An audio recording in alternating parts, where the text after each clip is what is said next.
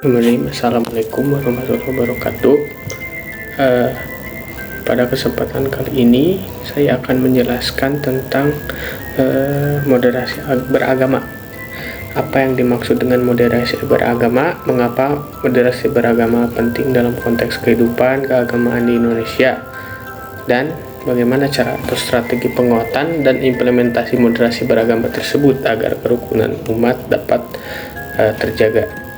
Jadi, sebagaimana yang akan saya paparkan bahwa moderasi agama berasal dari kata moderat, merupakan sebuah kata sifat turunan dari kata moderation yang berarti tidak berlebih-lebihan atau sedang. Jadi dalam bahasa Indonesia kata ini kemudian diserap menjadi kata moderasi. Moderasi agama ini penting sekali untuk dijelaskan karena banyak sekali anggapan keliru yang lazim berkembang di kalangan masyarakat adalah bahwa berpihak pada nilai-nilai moderasi dan toleransi dalam beragama sama artinya dengan bersikap liberal dan mengabaikan norma-norma dasar-dasar yang tertulis dalam teks-teks keagamaan, sehingga dalam kehidupan keagamaan di Indonesia, mereka yang beragama secara moderat sering dihadapkan secara diametral dengan umat yang dianggap konservatif. Sebaliknya, moderat dalam beragama ini berarti percaya diri dengan esensi dari ajaran agama yang dipeluknya, yang mengajarkan prinsip adil dan berimbang. Selanjutnya mengapa sih ada moderasi beragama itu? Moderasi beragama ini merupakan sebuah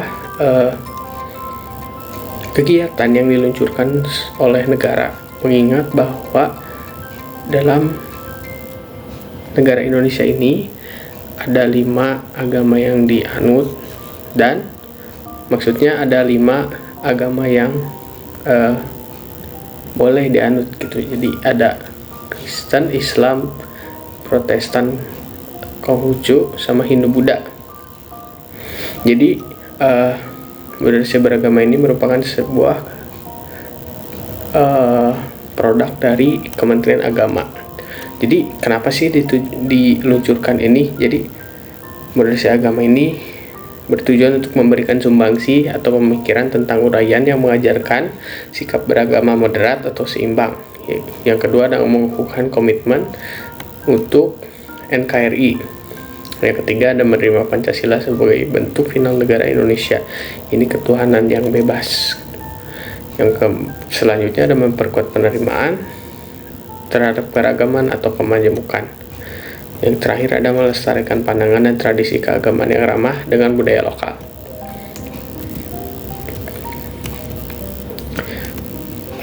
Selanjutnya, apa itu moderasi? Moderasi adalah jalan tengah. Dalam sejumlah forum diskusi ikrab terdapat moderator yang dapat menengahi proses diskusi atau mereka netral, tidak berpihak kepada siapapun, pendapat manapun, bersikap adil kepada semua pihak yang terlibat dalam diskusi. Moderasi juga berarti sesuatu yang baik. Jadi sesuatu yang ada di tengah, biasanya di antara 2 hal yang buruk.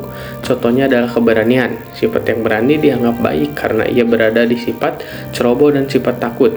Sifat dermawan juga baik karena ia berada di sifat boros dan sifat kikir.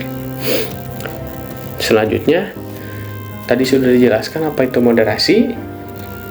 Selanjutnya adalah apa itu moderasi beragama. Moderasi beragama berarti cara beragama Moderasi beragama adalah cara beragama jalan tengah sesuai dengan pengertian moderasi yang tadi dijelaskan. Dengan moderasi beragama ini, seorang tidak ekstrim dan tidak berlebih-lebihan saat menjalankan ajaran agamanya. Orang yang mempraktekannya disebut orang yang moderat. Bagaimana sih contoh orang yang beragama yang berlebihan? Contohnya adalah ketika seorang pemeluk agama mengkafirkan saudaranya sesama pemeluk agama yang sama hanya gara-gara mereka berbeda dalam paham keagamaan, padahal hanya Tuhan yang Maha tahu apakah seseorang masuk kategori kafir atau tidak. itu bisa jadi contoh gitu, bagaimana seorang yang berlebihan. Yang kedua adalah seorang juga bisa disebut berlebihan dalam beragama ketika ia sengaja merendahkan agama orang lain atau gemar menghina figur atau simbol suci. Jadi dalam kasus ini ia sudah kayak ekstrim banget gitu sama agamanya tuh. Jadi ini tidak boleh ada di seluruh rakyat Indonesia. Jadi di mana sih posisi orang moderat itu? Jadi orang moderat itu berada di tengah. Jadi dia tidak ekstrim, tetapi dia tidak lalai juga. Ia tidak. Jadi dia itu tidak ekstrim terhadap agamanya dan tidak juga lalai terhadap agamanya. Moderasi beragama itu bertujuan untuk menengahi serta mengajak kedua kutub ekstrim antara ekstrim dan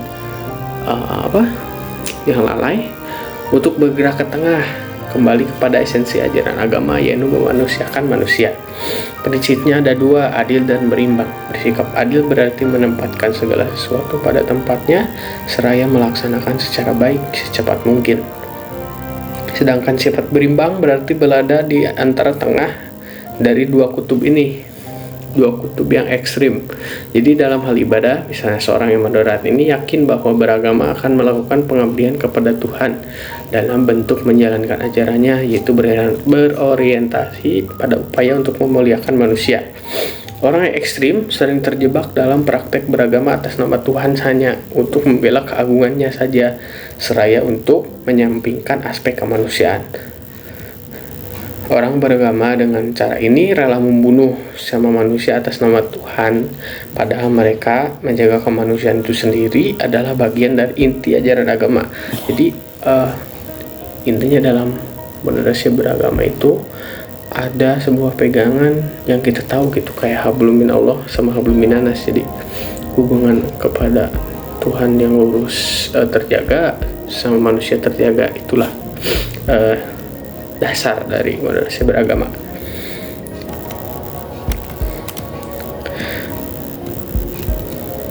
Ada agama yang tidak perlu agama itu tidak perlu dimoderasi karena agama itu sendiri telah mengajarkan prinsip-prinsip moderasi, keadilan, dan keseimbangan. Jadi bukan agamanya yang harus dimoderasi, melainkan bagaimana cara penganut agamanya itu dalam menjalankan agamanya. Tidak ada agama yang mengajarkan ekstrimnya, tapi tidak sedikit juga orang yang mengajarkan agama yang berubah menjadi ekstrim. Jadi moderasi beragama ini melahirkan sebuah toleransi. Toleransi itu adalah hasil yang diakibatkan oleh sikap moderat yang dalam beragama. Moderasi adalah proses toleransi. Moderasi itu adalah prosesnya, sedangkan toleransi adalah hasilnya. Seorang yang moderat bisa saja tidak setuju atas suatu tafsir ajaran agama, tapi ia akan menyalahkan orang lain yang berbeda pendapat dengannya. Begitu juga dengan seorang yang moderat, misalnya punya keberpihakan atas suatu tafsir agama, tapi ia tidak akan memaksakan berlaku untuk orang lain. Jadi selanjutnya ada moderasi beragama dalam konteks Indonesia. Jadi sebagai bangsa yang sangat beragam, sejak para leluhur kita, para pendiri bangsa sudah berhasil mewujudkan satu bentuk kesepakatan dalam berbangsa dan bernegara, yaitu NKRI. Indonesia disepakati bukan negara agama, tapi juga tidak memisahkan diri dengan agama dari kehidupan sehari-hari warganya. Jadi nilai-nilai agama ini dijaga dan dipadukan dengan nilai-nilai kearifan dan adat istiadat lokal. Beberapa hukum agama juga dilembagakan oleh negara. Ritual agama dan budayanya berjalin beriringan dengan rukun dan damai. Moderasi beragama juga harus menjadi bagian dari strategi kebudayaan untuk merawat jati diri kita. Mungkin sekian dari pemaparan tentang penyuluhan moderasi beragama kali ini. Semoga bermanfaat. Terima kasih. Saya Agh Septian Rahmat pamit. Wassalamualaikum warahmatullahi wabarakatuh. Terima kasih semuanya.